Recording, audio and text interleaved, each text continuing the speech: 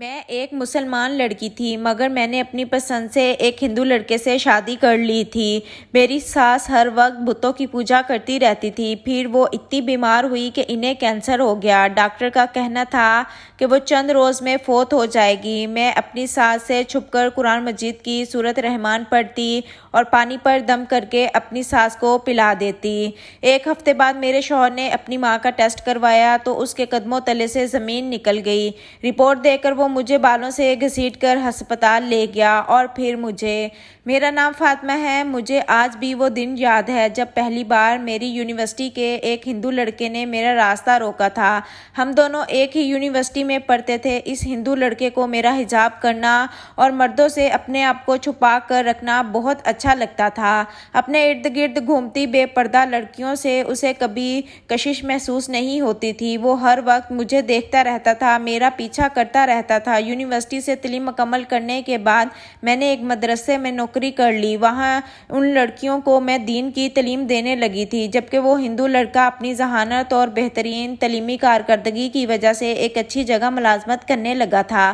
ایک روز میں مدرسے سے جا رہی تھی جب اس ہندو لڑکے نے میرا راستہ روکا تھا۔ وہ بہت پریشان اور الجھا ہوا تھا۔ مجھ پر حیرت ہوئی کیونکہ میں اس سے نہیں جانتی تھی اور نہ ہی میں اسے پہچان پائی تھی۔ میں نے یونی میں بھی ہمیشہ صرف اپنی تعلیم پر توجہ رکھی تھی۔ اس لڑکے نے میرا راستہ روکتے ہوئے مجھ سے التجا کی تھی کہ میں ایک بار اس کی بات سن لوں۔ اس کے پریشان لہجے پر بے ساختہ میں نے سر ہلا دیا تھا، حالانکہ میں اپنی حدود جانتی تھی کہ مجھے غیر مردوں سے بات چیت نہیں کرنی چاہیے، مگر وہ اتنا پریشان لگ رہا تھا میں مدد کے خیال سے بات سننے کے لیے رک گئی تھی۔ اب اس نے اپنے حالات کی جو وجہ مجھے بتائی تھی وہ مجھے بخلانے پر مجبور کر گئی تھی، جو اسے پریشانی سے نکالنا چاہ رہی تھی۔ اب میں منہ کھولے اسے دیکھنے لگی تھی جو مجھ سے اپنی محبت کا اظہار کر رہا تھا۔ وہ مجھے بتا رہا تھا کہ میں یونیورسٹی میں پہلے روز سے تمہارے حجاب کی وجہ سے تم سے متاثر رہنے لگا تھا۔ مجھے لگتا تھا کہ مجھے صرف تمہیں دیکھنا اچھا لگتا ہے، لیکن ایسا نہیں ہے۔ جب ہم یونیورسٹی سے فارغ ہوئے تو میں کتنے روز بے چین رہا تھا۔ میں تمہیں دیکھنا چاہتا تھا مگر ایسا ممکن نہیں تھا۔ میرا کہیں بھی دل نہیں لگ رہا تھا، یہاں تک کہ میں پوجا کرنے میں بھی بار بار تنگی محسوس کر رہا تھا۔ اس لڑکے کی باتیں سن رہی تھی میں تو یہ تک نہیں جانتی تھی کہ وہ کون تھا اور کب سے مجھے جانتا تھا، جو کہ وہ اپنی بکھری اور الجھی حالات کی وجہ سے مجھے کہہ رہا تھا۔ اس نے اپنی حالت بتا کر اچانک مجھ سے ایسا مطالبہ کیا جو مجھے حیران کر گیا تھا۔ وہ بولا کہ میں تم سے شادی کرنا چاہتا ہوں۔ میں نے گھبرا کر اسے دیکھا اور اپنی حیرت پر قابو پا کر سنجیدگی سے اسے کہا کہ ہم دونوں شادی نہیں کر سکتے کیونکہ ہمارا مذہب الگ ہے۔ میں ایک مسلمان لڑکی ہوں اور میرا نکاح صرف مسلمان مرد سے جائز ہے۔ میری بات سن کر وہ بولا کہ میں تم سے نکاح کی خاطر مسلمان ہونے کو بھی تیار ہوں۔ وہ مجھ سے ہر حال میں شادی کرنا چاہتا تھا۔ وہ اپنی بے قرار حالت سے پریشان تھا۔ مجھے نہ چاہتے ہوئے بھی اس پر ترس آیا تھا۔ میں نے انکار میں سر ہلا کر اسے سمجھایا کہ اگر وہ مجھ سے نکاح کرنے کے لیے مسلمان ہوگا تو اس کا فائدہ نہیں ہے، کیونکہ اس کا دل اسلام کو نہیں مانے گا، کیونکہ وہ مجھے حاصل کرنے کے لیے اسلام قبول کر رہا ہے، دل سے تو اسلام قبول نہیں کر رہا۔ میری باتوں نے اسے پریشان کر دیا تھا۔ میں اسے سمجھا بجھا کر معذرت کرتی وہاں سے چلی گئی۔ مجھے افسوس تھا کہ میری وجہ سے ایک اچھا لڑکا اس حال کو پہنچ گیا تھا، مگر اس میں یقیناً میرا قصور نہیں تھا۔ میں نے اس سے کبھی نہ بات کی تھی اور نہ ہی دوستی کی تھی، لیکن شاید اللہ نے اس کے دل میں میرے حجاب کی عزت اور میرے اسلامی طور طریقے کے لیے کشش پیدا کر دی تھی۔ اس نے وہ اپنے مذہب سے بھی دور ہو رہا تھا۔ اس واقعے کو ایک ماہ گزرا تو میں اس لڑکے کے بارے میں بھول گئی اور اپنی زندگی میں مگن ہو گئی۔ میری رہائش بھی اس مدرسے کے ساتھ ہی تھی کیونکہ میرے والدین کا میرے بچپن میں ہی انتقال ہو چکا تھا۔ میں نے چچا کے گھر رہ کر اپنی ابتدائی عمر گزاری تھی، مگر جوں ہی میں یونیورسٹی میں پہنچی تب میں نے اپنے لیے چھوٹی موٹی نوکری ڈھونڈی تھی، کیونکہ میری چچی کا رویہ میرے ساتھ بہت برا تھا۔ اس لیے میں اب ہمیشہ کے لیے ہاسٹل میں شفٹ ہو گئی تھی تاکہ میں کسی پر بوجھ نہ بنوں۔ اب میری زندگی کا مقصد صرف دینی تعلیم دینا رہ گیا تھا، مگر میری زندگی میں اس ہندو لڑکے نے کچھ عرصے کے لیے ہلچل سی مچا دی تھی۔ اس کی وجہ سے میں کئی روز تک پریشان رہی۔ میں نے اپنی زندگی بہت صاف اور سنبھال کر گزاری تھی۔ میں نہیں چاہتی تھی کہ میں کبھی کوئی ایسی غلطی کروں جس سے اللہ تعالیٰ ناراض ہو جائے، لیکن ایک ماہ کے بعد جب میں وہ بات بھلانے ہی والی تھی تبھی وہ لڑکا پھر سے میرے راستے میں آن کھڑا ہوا۔ میں اسے دیکھ کر گھبرا گئی تھی۔ اس نے پہلی بار کی طرح مجھ سے بات کرنے کی درخواست درخواست کی تھی۔ آج اس کا لہجہ کافی بدلا ہوا تھا، وہ مذہب اور سلجھے ہوئے لہجے میں درخواست کر رہا تھا۔ وہ خود بھی پہلے کی نسبت کافی بدلا ہوا لگ رہا تھا۔ میں نے پہلے تو مصروفیت کا بہانہ بنا کر انکار کرنے کی کوشش کی، مگر وہ میری منت کرنے لگا، بس ایک بار میں اس کی بات سن لوں، اور میں سوچنے لگی کہ اگر وہ اس بار پھر سے شادی کے لیے ضد کرے گا تو میں اسے کچھ دینی تعلیم کی کتابیں دے کر اسے اسلام کا مطالعہ کرنے کی ہدایت دوں گی، تاکہ وہ اسلام کو سمجھے اور پھر فیصلہ کرے کہ اسے مسلمان ہونا ہے یا نہیں۔ ابھی میں یہی سوچ رہی تھی کہ اس نے بات شروع کی، اور اس کا پہلا جملہ سن کر ہی میرا دماغ چکرا گیا تھا۔ وہ بول رہا تھا کہ اس نے اسلام قبول کر لیا ہے، اور اس بار اس نے اسلام کو سمجھ کر اس کا مطالعہ کر کے اللہ تعالیٰ اور نبی پاک صلی اللہ علیہ وسلم کی رضا کی خاطر اسلام قبول کیا ہے۔ اس کا اسلامی نام ابو بکر تھا۔ میں حیران ہو کر اس لڑکے کو دیکھ رہی تھی۔ تب وہ بولا کہ جب میں نے اسے اسلام کو سمجھ کر قبول کرنے کا کہا تھا، اس نے تبھی فیصلہ کر لیا تھا کہ وہ اسلام کا مطالعہ کرے گا۔ وہ مجھ سے ملاقات کے فوری بعد ایک مسجد میں گیا تھا اور ایک مولوی سے درخواست کر کے اس علم کو سمجھنے لگا۔ ایک ماہ اس نے اسلام کو سمجھا، اور جب اس کا دل مکمل طور پر مسلمان ہونے کے لیے راضی ہوا تو اس نے اسلام قبول کر لیا۔ وہ اسلام قبول کرنے کے فوراً بعد ہی میرے پاس آیا تھا۔ وہ کہنے لگا، میں نے اسلام قبول کیا ہے، میں 5 وقت کی نماز پڑھتا ہوں، اور اب میں تم سے شادی کرنا چاہتا ہوں، کیونکہ تم میری محسن ہو، جس کی وجہ سے میرا حقیقی خدا ملا اور میری آخرت سنور گئی ہے۔ اس کی بات نے میرے لب سی دیے تھے۔ اس کی اس بات کے بعد شادی سے انکار نہیں کر پا رہی تھی۔ وہ اسلام قبول کر چکا تھا اور ایک مسلمان سے میرا نکاح جائز تھا۔ میرے چچا اور چچی میرے ساتھ بہت کم تعلق رکھتے تھے، اس لیے اس لڑکے کے دوسری بار پوچھنے پر میں نے شادی کے لیے ہاں کہہ دی تھی۔ پھر اس نے مجھے اپنے بارے میں سب بتا دیا۔ اس کی فیملی میں اس کی ایک بس بوڑھی ماں تھی، اور اس نے اداسی سے بتایا کہ اس کی ماں کٹر ہندو ہے، وہ کبھی اسلام قبول کرنے پر راضی نہیں ہوگی۔ وہ اپنی ماں کی آخرت کو لے کر فکر مند تھا۔ میں نے تب دل میں ٹھان لی تھی کہ میں اس کی ماں کو بھی مسلمان کر کے رہوں گی۔ شادی کے بعد ابو بکر مجھے اپنے گھر لے گیا تھا۔ میں شادی کے بعد رخصت ہو کر اپنے سسرال پہنچی تو میرے شوہر نے جھجک کر پہلے ہی بتا دیا کہ میرا اچھا استقبال نہیں ہونے والا۔ ابھی میں یہ بات سمجھ ہی رہی تھی اور سوچ رہی تھی کہ گھر میں قدم رکھتے ہی میری ساس کی نظر میرے شوہر اور مجھ پر پڑی۔ مجھے دلہن کے روپ میں اپنے بیٹے کے پہلو میں کھڑا دیکھ کر وہ جھٹکے سے کھڑی ہوئی اور بیٹے سے لڑنے جھگڑنے لگی۔ جب مجھ پر ان کی نظر پڑی تو وہ مجھ پر غصہ کرنے لگی، لڑنے لگی کہ میں نے ان کے بیٹے پر جادو کر دیا ہے، میں بہت بڑی جادوگرنی ہوں۔ بہت مشکل سے میرے شوہر نے اپنی ماں کو چپ کروایا اور وہ وضاحت دینے لگا تھا۔ اس گھر میں قدم رکھتے ہی میرا دم گھٹنے لگا تھا۔ اس چھوٹے سے صحن میں جگہ جگہ بھوت لگائے ہوئے تھے اور عجیب سے رنگ بکھرے ہوئے تھے۔ میں تو ایک مسلمان لڑکی تھی اور ظاہر ہے میرے لیے یہ سب کچھ دیکھنا برداشت کرنا نہایت مشکل تھا۔ گھر میں ہر طرف گندگی بھی پھیلی ہوئی تھی، جس کی وجہ سے میرا شوہر پہلے ہی مجھے بتا چکا تھا کہ اس کی بوڑھی ماں اب کام نہیں کر سکتی، اور وہ بھی اپنے مصروفیت میں سے جیسے تیسے وقت نکال کر ماں کو سنبھالتا اور ان کا کھانا پینا کرتا تھا۔ میرا شوہر اپنی ماں کو سنبھالتے ہوئے ان کے کمرے میں لے گیا اور میں مایوس ہو کر ایک طرف بیٹھ گئی۔ یہ سب میرے لیے کچھ نیا نہیں تھا۔ میں جانتی تھی میرا شوہر بچپن سے ہندو تھا اور اس کی ماں کا مذہب بھی ہندو ہے۔ ایک ہندو کے گھر مورتی اور پتھر کے بتوں کا ہونا کوئی تعجب خیز بات نہیں تھی۔ مجھے لگا تھا کہ میں یہ سب کچھ برداشت کر لوں گی، مگر اب اس گھر میں آ کر مجھ پر پریشانی محسوس ہو رہی تھی۔ میں ایک مذہبی لڑکی تھی، میرے لیے ایسے ماحول میں رہنا اور عبادت کرنا نہایت مشکل ثابت ہونے والا تھا، مگر اپنے شوہر کی خاطر میں یہ سب کچھ کرنے کو تیار تھی۔ اندر اپنے کمرے میں بھی میری ساس اپنے بیٹے کا بری طرح چیخ رہی تھی۔ میری ساس کے الفاظ مجھے تکلیف دے رہے تھے۔ وہ بری طرح چلا کر اپنے بیٹے سے یہ کہہ رہی تھی کہ تم سے بہت بڑا پاپ ہو گیا ہے، بھگوان کی ناراضگی میں کیسے برداشت کر سکتی ہوں، اب بھگوان کو کیا منہ دکھاؤں گی، یہ سب پاپی عورت نے تم پر جادو کیا ہے، میری ساری نسلیں برباد ہوگی، اب میں کیا کروں گی۔ اب میری پریشانی تھی کہ ان کے گھر میں اپنا قرآن پاک کیسے پڑھوں گی، ان کی نظر میں بے برکتی پیدا ہو جائے گی۔ 2 مذہب کے لوگوں کا ایک ہی گھر میں چھت کے نیچے رہنا بالکل ناممکن سی بات ہے۔ اچانک میری ساس میرے شوہر سے کہنے لگی کہ تم تو بھگوان کو بہت مانتے تھے، پھر کیسے تم بدل گئے ہو، اپنی نسل کو چلانے کے لیے اس گناہگار عورت سے شادی کر لی ہے، ضرور اس نے تجھ پر پر جادو کیا ہوگا۔ ہاں، یہ جادو کرنی ہے، کیونکہ مسلمان جادو کرتے ہیں اور لوگوں کو اپنے جادو کے زور سے اپنے مذہب سے ہٹا دیتے ہیں، پھر ایسے لوگ اپنے مذہب سے ہٹا کر گناہ کما لیتے ہیں۔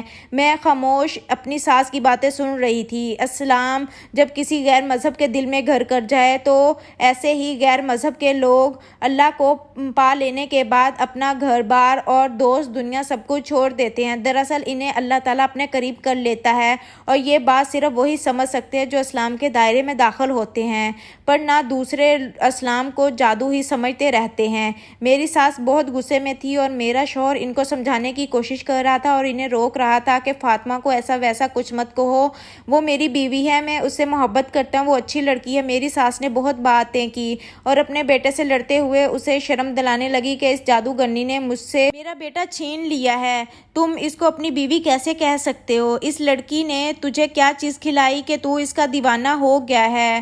تجھ سے اتنی بڑی بھول کیسے ہوگی کہ بھگوان کے سامنے اس گناہگار عورت کو لے آیا ہے؟ یہ تو بہت بدقسمت کام کیا ہے۔ وہ اپنے پتھر کے خداؤں کو پکار پکار کر روتی جا رہی تھی۔ میری ساس کی آواز میں پیدا ہونے والی لرزش اور کپکپاہٹ نے مجھے متوجہ کیا تھا۔ میں اٹھ کر ان کے کمرے تک پہنچی اور فکر مندی سے اندر جھانکا تو سامنے میرے اعصاب کو جھٹکا سا پہنچ گیا۔ سامنے میری روتی ہوئی ساس زمین پر گری پڑی تھی۔ وہ گھبرا گئی تھی کہ کہیں ایسا نہ ہو میری ساس اپنی زندگی کے آخری لمحات میں ہو۔ ان کی حالت بہت خراب ہو چکی تھی، وہ لمبے لمبے سانس لے رہی تھی اور میرا شوہر اپنی ماں کو سنبھال رہا تھا۔ میں نے اپنے شوہر کی مدد سے ساس کو بستر پر سلایا اور میرے شوہر نے قریب پڑی ہوئی دوائیاں اپنی ماں کو کھلائی اور اس کے بعد وہ سو گئی۔ تب میں نے جھجک کر اپنے شوہر سے کہا کہ اسے اپنی ماں کو ہسپتال لے جانا چاہیے تھا، کیونکہ اس کی حالت بہت خراب تھی۔ اس پر میرے شوہر نے مجھے بتایا، وہ جس سے میرے ہوش اڑ گئے۔ میں ہکی بکی رہ گئی، اپنی ساس کو دیکھ رہی تھی۔ میرا شوہر بتا رہا تھا کہ میری ساس کینسر کی آخری سٹیج پر ہے اور ڈاکٹرز نے اب اسے لا علاج قرار دے دیا ہے۔ اسی وجہ سے میرا شوہر بھی بے حد پریشان دکھائی دے رہا تھا۔ مجھے ان دونوں پر بہت ترس آیا تھا۔ میں کینسر کا سن کر اپنی ساس کے علاج کے بارے میں سوچ چکی تھی، کیونکہ میرے پاس ایک ایسا وظیفہ تھا جس سے کینسر جیسی مزید امراض کا بھی بآسانی علاج کیا جا سکتا تھا، مگر فی الحال یہ سب کچھ میں اپنے شوہر کو بھی نہیں بتا سکتی تھی، ورنہ وہ بھی یقین کر لیتے کہ واقعی میں شاید میں جادوگرنی ہوں۔ میں اپنی جگہ سے اٹھ کھڑی ہوئی تھی اور اپنے شوہر کے کمرے کی طرف رخ کیا، جو میرا بھی کمرہ تھا۔ میں نے منہ ہاتھ دھو کر سوٹ کیس سے سادہ سا سوٹ نکال کر پہنا اور ایک بار پھر کمرے سے نکل گھر کی ساری صفائی ستھرائی میں مصروف ہو گئی، اور میرا شوہر بھی اپنی ماں کے پرسکون ہوتے ہی میرے مدد کرنے کے لیے چلا آیا تھا۔ اس کی سب سے بڑی خوبی یہی تھی کہ وہ اپنی ماں اور مجھے دونوں کو اپنا حق دے رہا تھا۔ اس نے اپنی ماں کو میرے بارے میں غلط نہیں بولنے دیا تھا اور نہ ہی میرے سامنے ماں کو برا بھلا کہا تھا۔ وہ یقیناً ایک اچھا مرد تھا۔ اسی خوبی کی وجہ سے میں نے اتنی مشکل زندگی کا چناؤ بھی آسانی سے کر لیا تھا۔ ہم نے مل کر سارا گھر دھو کر چمکا دیا تھا۔ اس نے میری آسانی کے لیے کھانا باہر سے منگوا لیا تھا۔ گھر کو دھو کر ہم خود بھی نہا دھو کر تازہ دم ہو گئے تھے۔ پھر میں نے اپنے کمرے میں موجود سب مورتیوں کو اٹھا کر سائڈ پہ کیا اور جگہ پاک کی، اور عشاء کی نماز ادا کرنے کے بعد آگے کی زندگی کی آسانی کے لیے نفل بھی ادا کی اور پھر تھکی ہاری بستر پر لیٹ گئی۔ صبح اذان کی آواز سنتے ہی میں اٹھ کھڑی ہوئی اور نماز ادا کر کے ہلکی آواز میں قرآن پاک کی تلاوت کی اور پھر کچن کا رخ کیا تھا، مگر میری ساس وہاں پہلے سے موجود تھی۔ مجھے دیکھتے ہی ان کے ماتھے پر بل پڑ گئے اور وہ بولی کہ میں ان کے کچن کو ناپاک مت کروں۔ وہ کہنے لگی کہ تم باقی گھر میں جہاں مرضی جاؤ، مگر کچن میں نہیں آ سکتی۔ میں اپنی ساس کی بات سے پریشان ہو گئی، اب جبکہ میں جان چکی تھی کہ وہ بیمار تھی۔ اس کے بعد ان کا یوں کچن میں اپنا کام خود کرنا مجھے فکر میں مبتلا کر رہا تھا، مگر میں خاموشی سے نکل گئی۔ مجھے لگتا تھا کہ بات بس یہیں تک رہی تھی، مگر اصل پریشانی مجھے تب ہوئی جب میری ساس ناشتہ کرتے ہی ہمارے کمرے میں داخل ہوئی اور اگلے ہی لمحے ان کی غصیلی آوازوں سے پورا گھر گونج اٹھا۔ جو صحن میں بیٹھی ہوئی تھی ان آوازوں پر گھبرا گئی تھی۔ میرا شوہر بھی کام پر جانے کی تیاری کر رہا تھا۔ وہ واش روم سے نکل کر اپنی ماں کے پاس پہنچا، سارے کمرے میں اپنے بت ڈھونڈ رہی تھی اور اپنے بیٹے کو لعنت کر رہی تھی جس نے ان کے پتھر کے بتوں کو میری خاطر چھپا دیا تھا۔ میری ساس نے اس بات پر ہنگامہ کھڑا کر دیا اور بہت سارے نئے بت منگوا کر پورے گھر میں پھیلا دیے تھے۔ میرے لیے عبادت کرنا مشکل ہو گیا تھا۔ میرے شوہر نے اپنے گھر کی چھت پر بنے چھوٹے سے کمرے کو میرے لیے عبادت گاہ بنا دیا تھا۔ وہ شرمندہ تھا مگر اپنی بیمار ماں سے ضد نہیں کرنا چاہتا تھا۔ میں بھی خاموشی سے وہاں جا کر عبادت کرنے لگی اور نہایت رازداری سے میں اپنی ساس کی بیماری کے لیے اپنا وظیفہ بھی کر رہی تھی۔ دن یوں ہی گزر رہے تھے، میں خاموشی سے اپنے کام میں مگن رہتی تھی۔ میری ساس کا جب بھی مجھ سے سامنا ہوتا تو وہ اپنی زبان سے تیر برساتی رہتی تھی اور لڑنے لگتی کہ میں نے ان کے گھر کا سکون برباد کر دیا ہے۔ میں ان کی باتوں پر دھیان نہیں دیتی تھی مگر کبھی کبھی میرا صبر جواب دینے لگتا تھا، مگر میں پھر بھی خاموش رہتی۔ میری ساس کھل کر اپنے بتوں کی پوجا کرنا چاہتی تھی مگر بیماری کی وجہ سے ان کے لیے یہ سب کچھ کرنا ہو گیا تھا۔ وہ اکثر رونے لگ جاتی، کاش کہ میری ایسی بہو ہوتی جو پورے گھر میں پوجا کرتی اور میری ساس کو بھی سکون ملتا، مگر جب سے میں آئی تھی گھر میں ایک الگ سی خاموشی رہنے لگی تھی۔ میرا ہر وقت درود پاک کا ورد کرنا میری ساس کو الجھن میں ڈال دیتا تھا کہ میں پتہ نہیں کیا کر رہی ہوں۔ وقت گزرنے کے ساتھ ساتھ میری ساس کی طبیعت بحال ہونے لگی۔ وہ خود بھی اپنے اندر تبدیلی محسوس کر رہی تھی مگر اس بات میں اس کو خوشی کرنے کی بجائے مزید گھبراہٹ میں مبتلا کر دیا تھا۔ ان کو کسی جاننے والے نے اس بات کا وہم ڈال دیا تھا کہ وہ موت سے پہلے والا سکون حاصل کر رہی ہیں۔ وہ مجھ سے لڑنے لگتی تھی کہ میں ان کی زندگی ختم کر رہی ہوں اور ان پر جادو کرتی رہتی ہوں۔ ان کی تسلی کے لیے میرا شوہر ان کا معائنہ کروانے لے گیا جہاں ڈاکٹروں نے ان کے کچھ ٹیسٹ کیے اور کچھ دن بعد آنے کا بتا کر بھیج دیا۔ رپورٹس آنے تک میری ساس بہت پریشان تھی کہ میں نے ان پر جادو کروایا ہے۔ ایک ہفتے کے بعد میرا شوہر آج ٹیسٹ کا نتیجہ لے کر گھر لوٹا تو بے حد خوش تھا اور آتے ہی مجھ سے بولا کہ تم ہمارے لیے بہت خوش قسمت ثابت ہوئی ہو۔